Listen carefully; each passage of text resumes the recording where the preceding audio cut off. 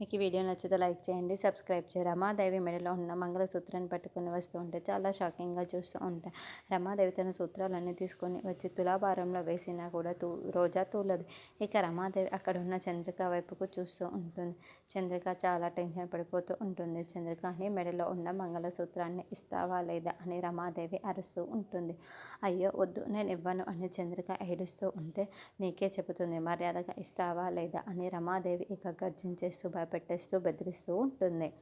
దాంతో చంద్రిక చాలా చాలా ఏడుస్తూ ఉంటుంది.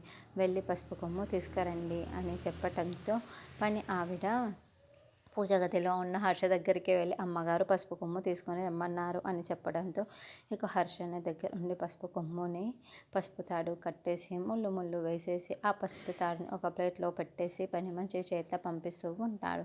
ఇక అది పట్టుకొని తీసుకొని వచ్చిన వెంటనే, ఇవ్వు ఆ పసుపు తాడు మెడలో వేసుకొని నీ మెడలో ఉన్న ఆ మంగళసూత్రాన్ని ఇచ్చేయు అని రమాదేవి గట్టిగా అరవడంతో చంద్రిక చాలా చాలా ఏడుస్తూ పసుపు తాడుని మెడలో వేసుకొని మంగళసూత్రాన్ని తీసి రమాదేవికి తీసి ఇస్తుంది. వాటిని కూడా తులాభారంలో వేసినా కూడా రోజా తూలదు. దాంతో మళ్ళీ షాకింగ్గా అందరు చూసి ఇంకేం చేయాలి అని రమాదేవి చాలా చాలా టెన్షన్ పడుతూ ఉంటుంది. భ్రమరాన్ని మెడలో ఉన్న బంగారు ఆభరణాలు ఇచ్చేసే అని రమాదేవి అంటుంది. అయ్యో వదిన, ఇవన్నీ రోల్డ్ గోల్డ్ వదిన, బంగారం కాదు వదిన అని భ్రమర తప్పించేసుకుంటుంది. ఈ తులాభారం పోయినట్లే అని జగదీష్ భ్రమర ఇద్దరు కూడా హైఫై ఇచ్చుకుంటూ సంతోషపడతారు. అప్పుడే చామంతి ఇక బయటికి వెళ్ళి కృష్ణుడి దగ్గర ఉన్న చామంతి పూను చేతిలో తీసుకొని వేడుకుంటూ ఉంటుంది.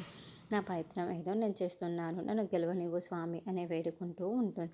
అమ్మ, శుభగడియలు పూర్తయిపోతున్నాయి. అయితే ఇక మీరు మీ రోజాని యువరాణిగా చేసుకోలేరు. ఆ రాజమణిహారం మీ సొంతం కాదు అని వంశాచారులు తొందరపెడుతూ ఉంటారు. నాతో రమాదేవి మరింత టెన్షన్ పడుతూ ఉంటుంది.